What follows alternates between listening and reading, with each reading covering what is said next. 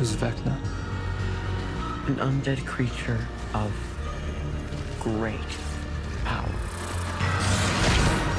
Jamie deserves a medal, I think, for his performance in Stranger Things, because we put him through the mill so much. This whole process was a marathon from start to finish. And we had Jamie in so many different positions during the application. We would start off with Jamie sitting. There'd be myself and my colleague Duncan Jarman. We'd be putting a ball cap on Jamie. If you had a massage table where we would lie Jamie face down, stick his back on, flip him over, stick his chest on, stand him up, sort the seams out, get his arms on, get his legs on, do all the overlaps and everything. It was taking us at least 5 hours just to glue stuff on and then do all the painting afterwards.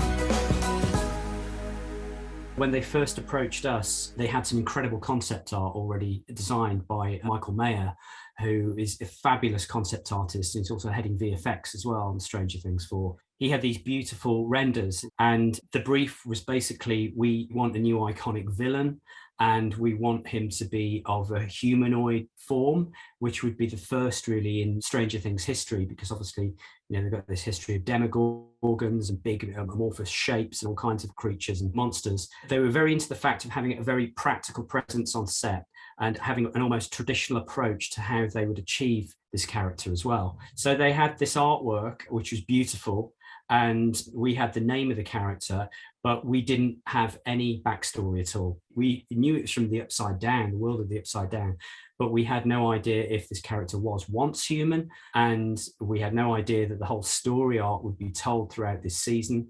It wasn't until several weeks in that we discovered that there was this backstory, and it was in fact the orderly. From a Maker Effects team point of view, none of us were privy to Jamie's role as the orderly and all the scenes he shot with Eleven, with Millie.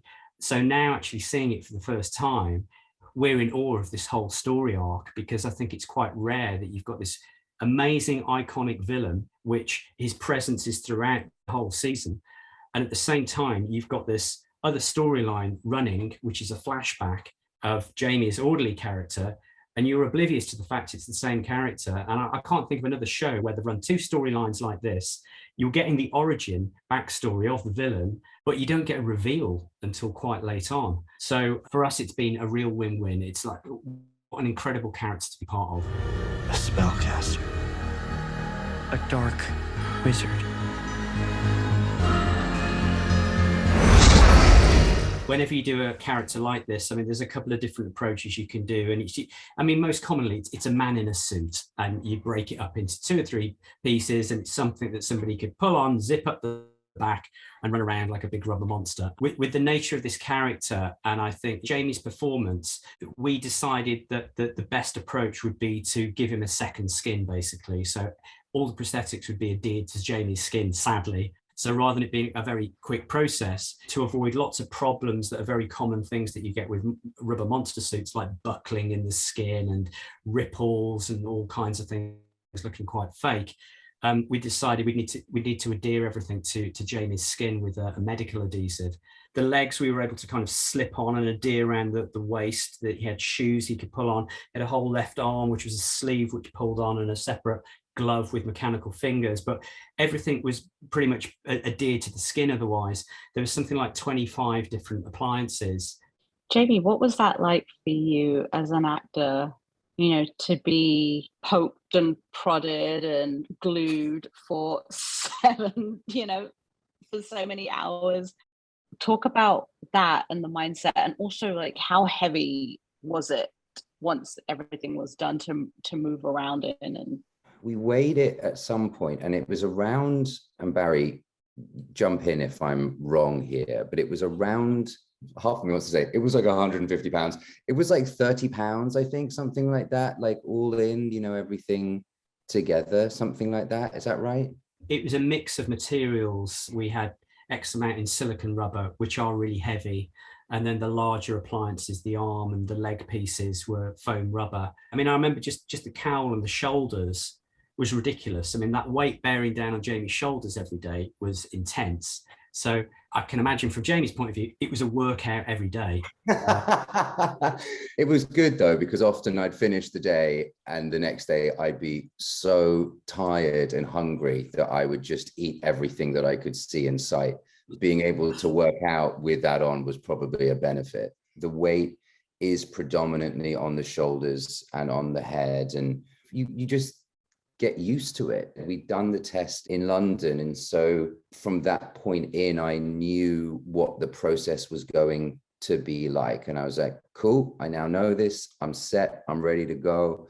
I know what I can do to kind of help myself get into the space that I need to be in. It's time for your suffering to end. The team atmosphere becomes a part of it, and it also creates a level of like focus as well, because then it's not like you're coming in and you've had all the experiences that you've had in the morning and you've got 20 minutes to go get ready and then you're on set.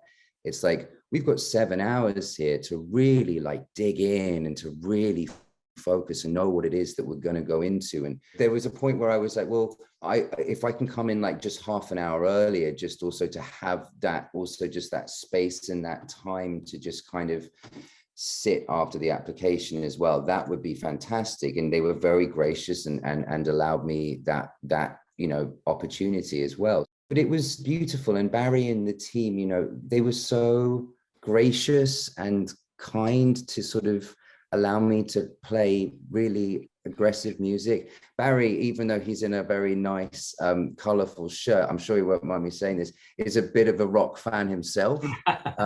So, I don't think it was too much of a challenge for them to have to listen to this aggressive music.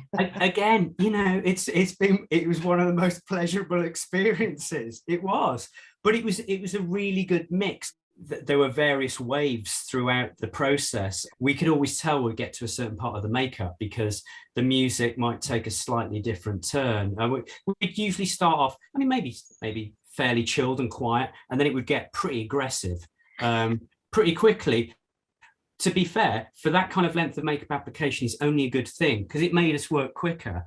And we would get set, and there'd be days where we'd only listen to music, and it would go on this kind of curve where maybe it'd start to chill out towards the end of the application, and we'd put something a little lighter on, like Marilyn Manson or somebody towards the end.